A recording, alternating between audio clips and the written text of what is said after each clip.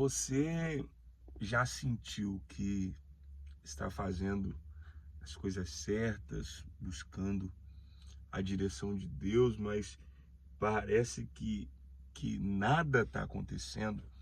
Talvez você esteja nesse momento passando por isso, passando por esse dilema. Talvez você sinta que tudo está parado, talvez você se sinta improdutivo, é, ou até mesmo perdido.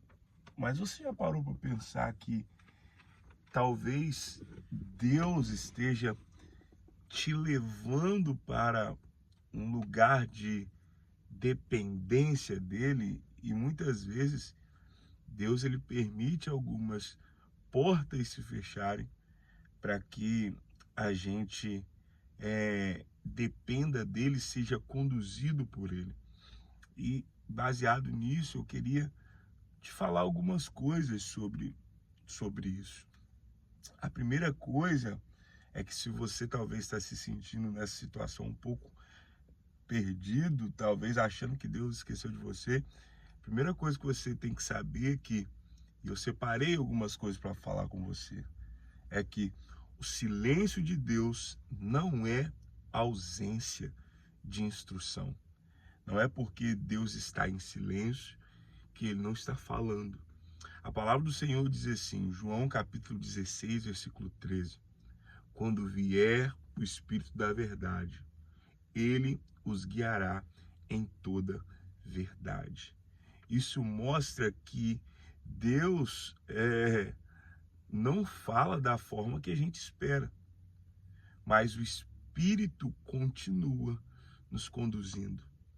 Nem sempre a voz que Deus vai falar é uma voz em que vai ser uma voz, vamos dizer, audível, mas uma certeza que nós temos é que o Espírito Santo, ele continua nos guiando. Então, o silêncio de Deus não é a ausência de instrução.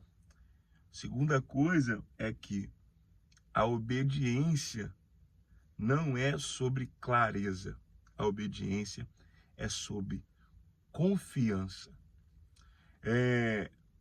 Nós temos o exemplo de Abraão, que em Hebreus capítulo 11 vai dizer sobre isso, que Abraão ele obedeceu sem saber para onde ia. Porque às vezes Deus só dá o próximo passo, mas ele não vai dar o mapa completo. Por isso, nem sempre a direção de Deus, na nossa humanidade, nós vamos entender com clareza.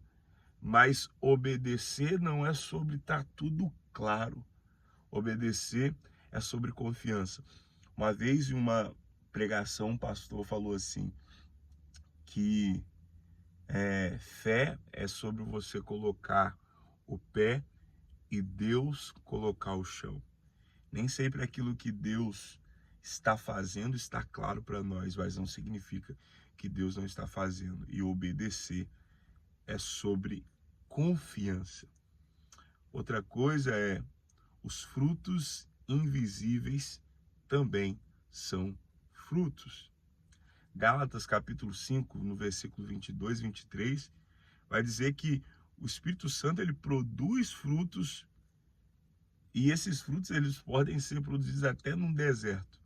Frutos de paciência, frutos de domínio próprio, frutos de fé.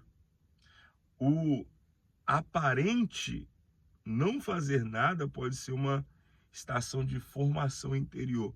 Então, não pode ser que Deus não esteja falando com você claramente. Pode ser que talvez você se sinta perdido no momento em que acha que Deus está em silêncio, mas com certeza, se você está confiando nele, Deus está gerando frutos em você. Fruto de paciência, fruto de domínio próprio, frutos de fé.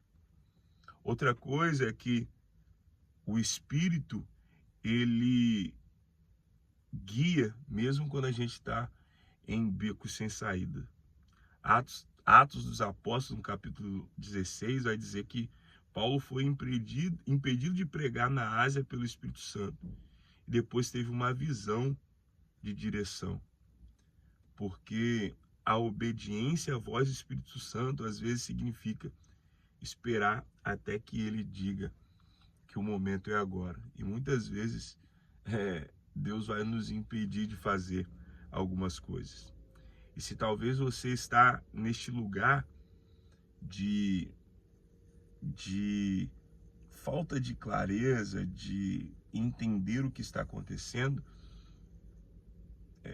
não recue, não se desespere, não se compare com quem está em outro processo, não se apresse, continue obedecendo ao Senhor, mesmo que você não entenda com clareza tudo o que está acontecendo, continue confiando.